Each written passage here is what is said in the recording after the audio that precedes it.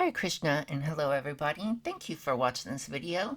Today we're going to be talking about 5 great queens of India that happen to be widows.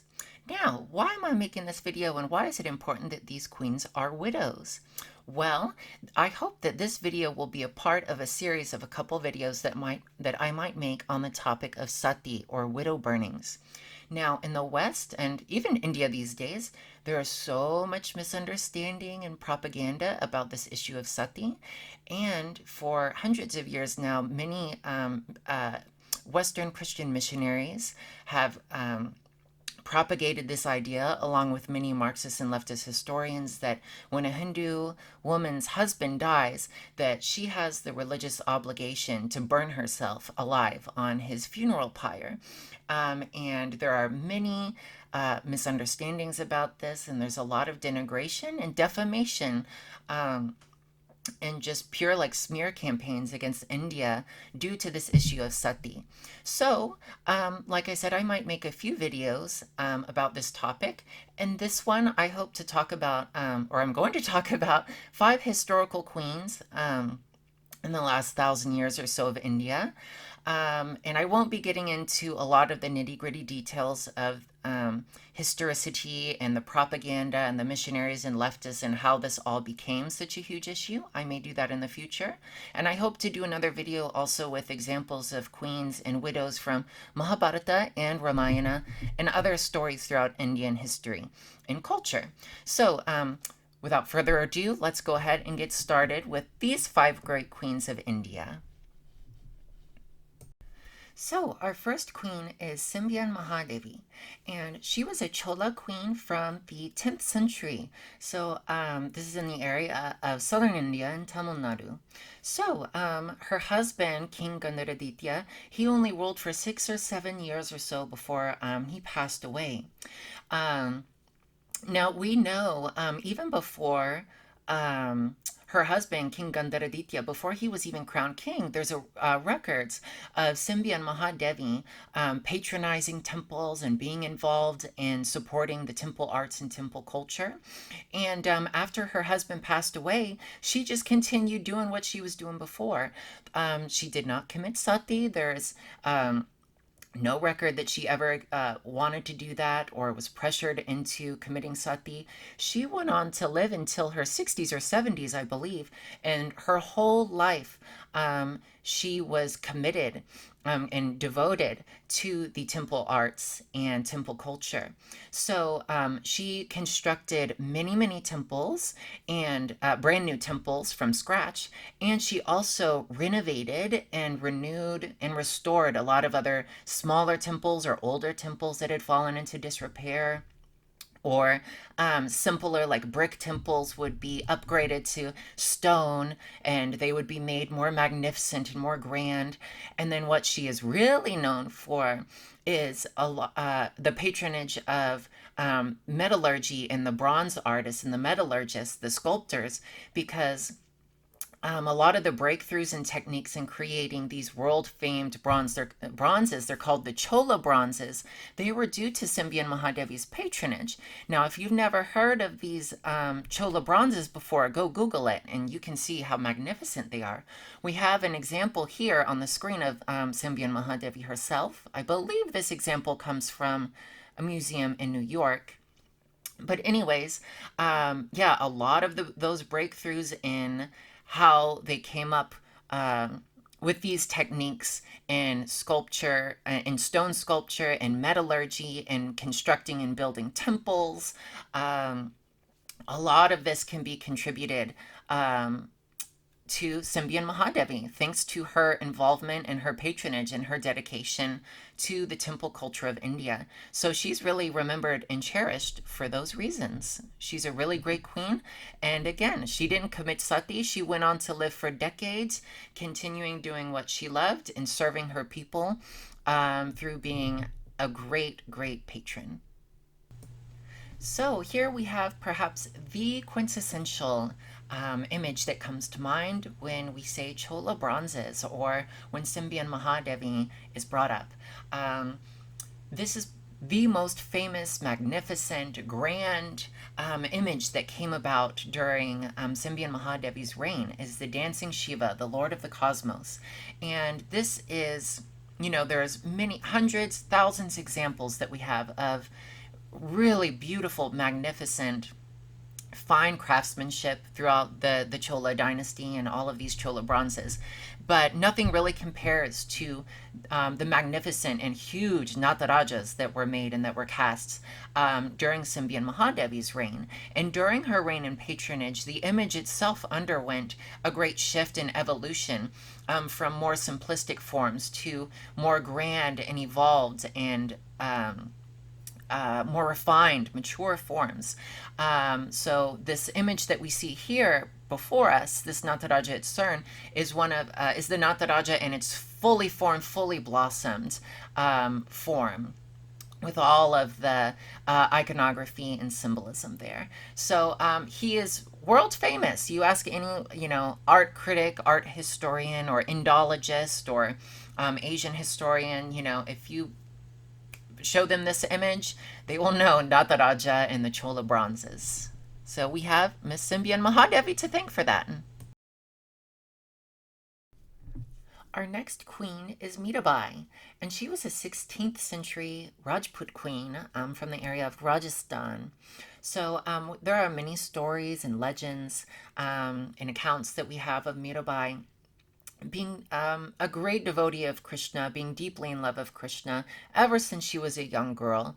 There's a story of a traveling saint coming to the palace when she was young and having her first experience with him and a small Krishna murti, a small Krishna statue he had, and a few other stories of her growing up that really highlight the fact that she was very devotional, very spiritual, and even from a young age, she was just completely taken by Krishna.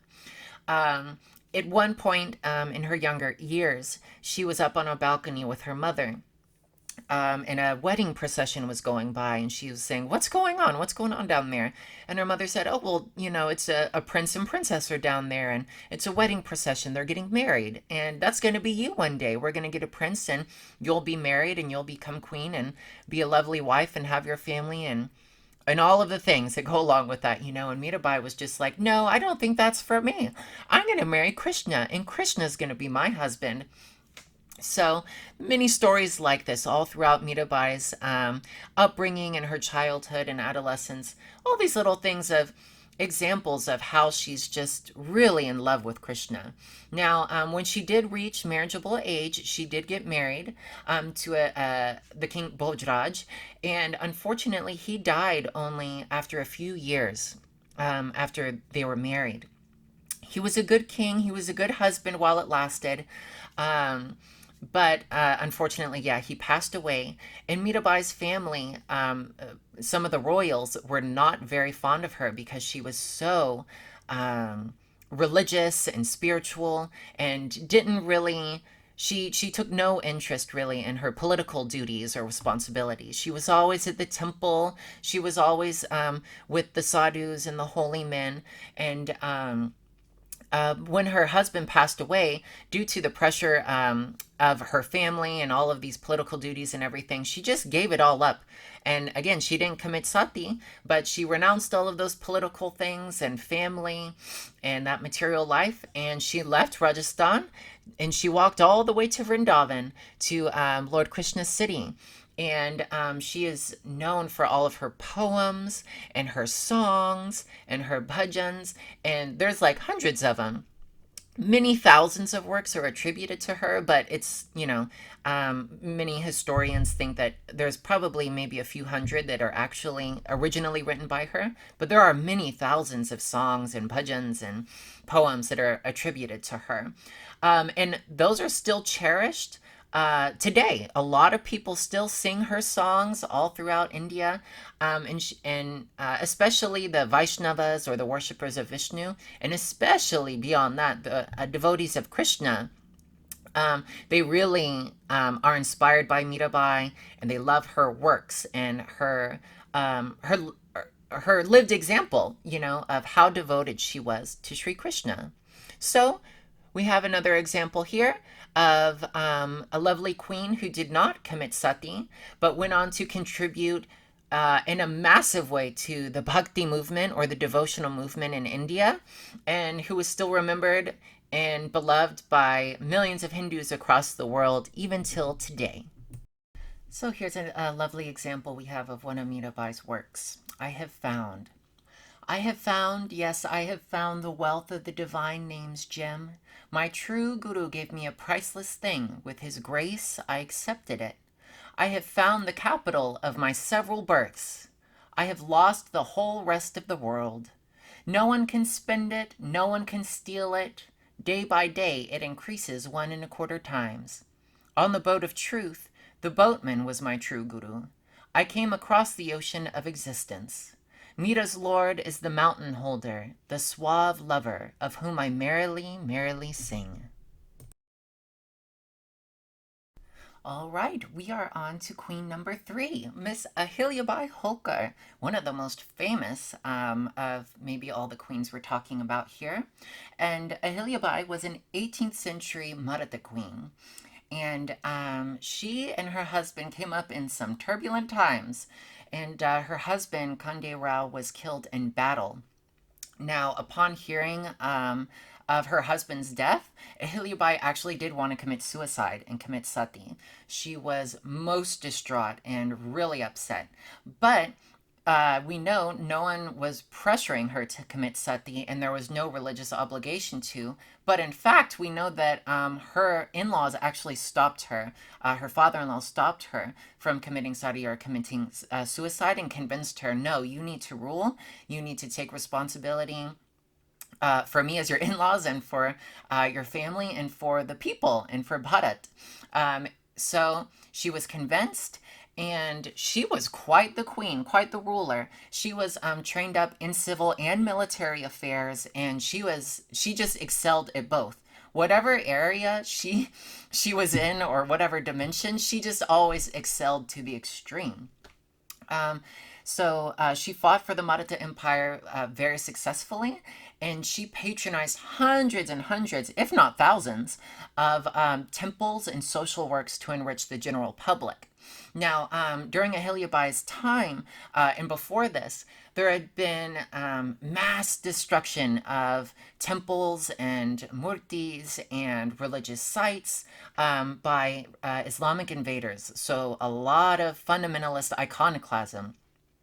So Ahilyabai, she renovated and rebuilt and reestablished so many places, holy places, some that were like massive pilgrimage places that are extremely important to all Hindus, regardless of what sect you are, and even like small places that you probably never even heard of. She did many social works as well for the benefit of her people and for women, and for widows and for orphans. So much work she did for her people, and she is really, really remembered well for all of her contributions. So, Ahilyabai Holkar, here's another example of a woman who did not commit sati, and again contributed in an incalculable way, honestly, to the history of Bharat and a lot of what we know of India today. It would be a very different place had Miss Ahilyabai Holkar not been around and taken a lot of the steps that she did to ensure the safety of her empire, and a lot of the work that she did with the Renaissance and the reviving of the destroyed cultural sites. So here we have a quote. The reign of Ahilyabai of Indore in central India lasted for 30 years. This has become almost legendary as a period during which perfect order and good government prevailed and the people prospered. She was a very able ruler and organizer, highly respected during her lifetime, and considered a saint by a grateful people after her death. And that was Mr. Nehru. That was the first Prime Minister of India. So there you go. That was his opinion on her. And many other Indian historians, politicians, academics, intellectuals, they all hold her in great esteem. And if we look at these pictures at the bottom, this site is the Kashi Vishwanath Temple, and that was one of the sites that had been decimated and destroyed by the invaders, and one of the sites that she renovated and restored and revived. So we have her to thank for that. Thank you, Miss Ahilyabai Holkar. Okay, so we are on to queen number 4, Kittur Chennamma. So she was an 18th century queen of the kingdom of Kittur. And we know from from accounts that from an early age, she was trained up in all sorts of martial arts. So hand-to-hand combat, sword fighting, archery, horseback riding. She was a force to be reckoned with. She was something else. She was quite the warrior queen. Um, Now, everything was going quite well until the 1820s in her kingdom. Her husband passed away, and then shortly after, her son passed away. And this put her in a very precarious condition. The British, when they came to India, they were very sneaky, very tricky. Now, you could have a kingdom's ruler. A king could have an heir, whether he's a biological heir or an adopted heir. But if that heir to the throne is not approved, or checked off as approved by the British, then the British will stake claim to your kingdom. So in this case, Kittur Chennamma had no approved heir to rule the throne. So the British came in to take over. Now, Kittur Chennamma tried all she could through different political means to avoid war, but it didn't work, and the British came with 20-some thousand troops to fight her. Now, in this first battle, she actually won, and the British were beat, and there was a treaty, and the British were going to respect her reign in the independent kingdom of Kittur if she released a couple of British hostages, which she agreed to. So she released them, and then the British went back on their word, and they had some insiders that betrayed Kittur Chennamma and came back with more firepower, and unfortunately they ended up losing that later battle, and she was taken into jail. Unfortunately, she spent her last years in jail, just living a religious life, praying, doing vratams, and doing puja. And some of her other followers and citizens went on to fight for her, but they were hunted down and executed, hung by the British. So very sad how she ended up. But here we have a huge example of a woman that did not commit suicide, that did not commit sati after the death of her husband, but who took on the responsibility to fight the British. She was one of the first armed resistances against the British, and especially one of the first of the Indian rulers to win, to have such a big victory against the British. So although it was sad how she ended up and how the kingdom ended up, ultimately her sacrifice is not forgotten, and in the area where she ruled, she is still remembered fondly, and there are great monuments to her to remember and cherish her sacrifice. And today she's remembered as a leading freedom fighter for millions of Indians. And here we have a monument to Kittur Chennamma, and we see that she is depicted and remembered here as very valiant, very brave, literally taking up the reins of responsibility.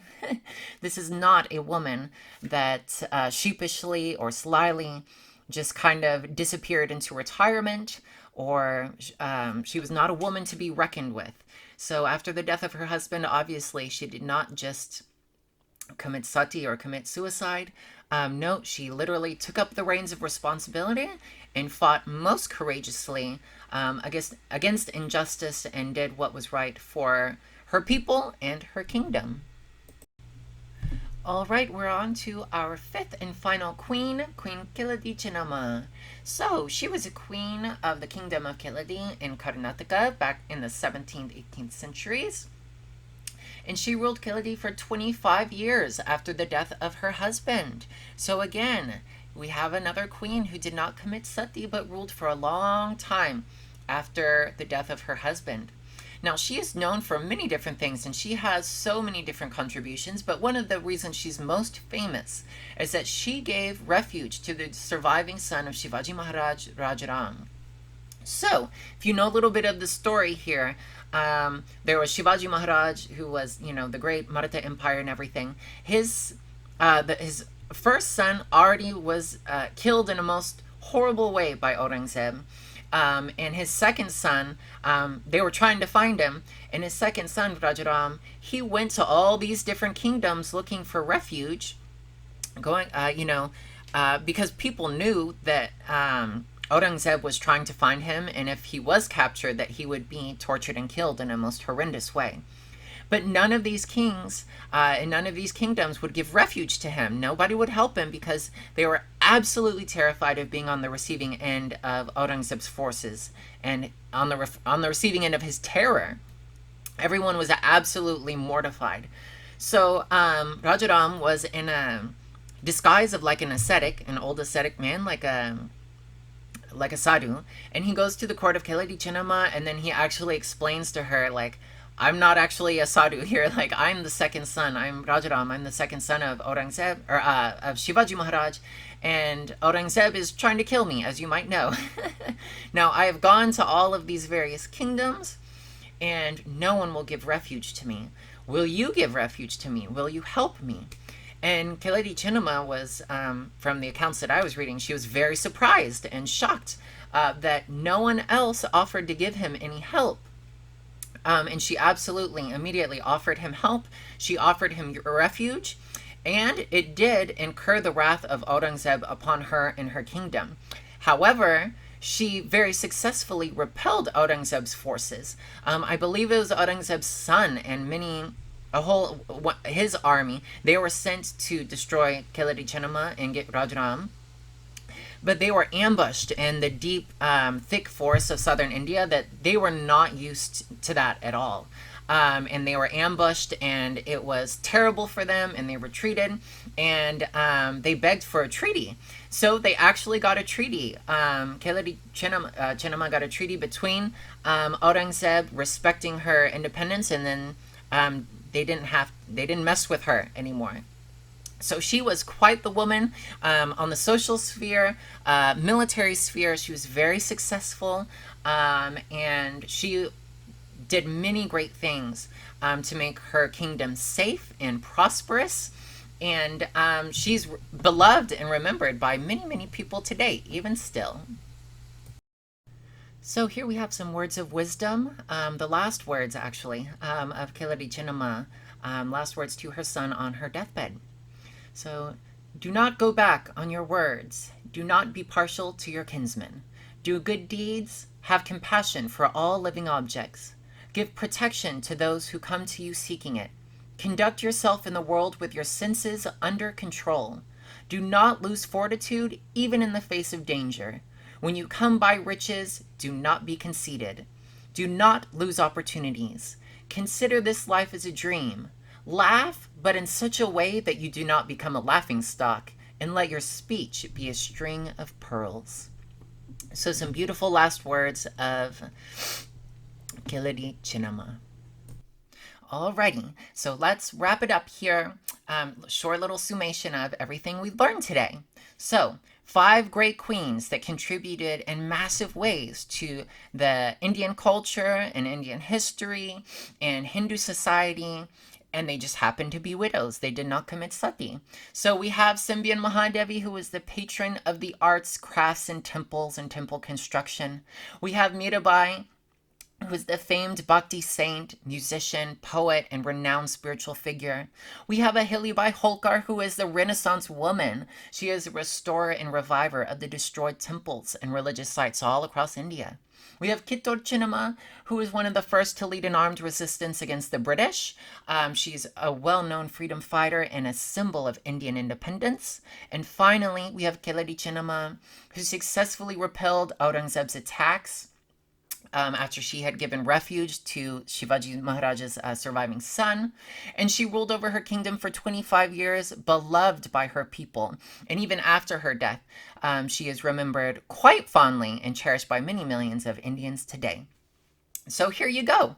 5 queens that did amazing things in the Hindu society, made massive contributions, and they did not commit sati.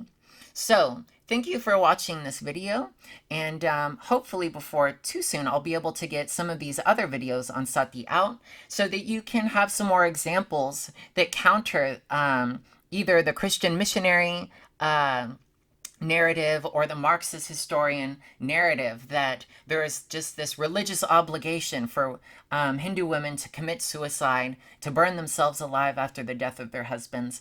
There's a lot of propaganda there. There's a lot of misunderstanding there. There's a lot of outright defamation and slander there.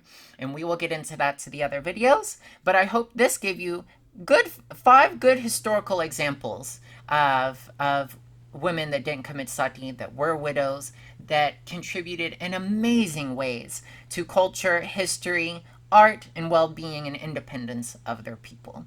So thank you for spending 25 minutes of your day listening to this video. I very much appreciate it. I hope you found this educational, inspiring, or interesting. And until next time, please take care. Hare Krishna.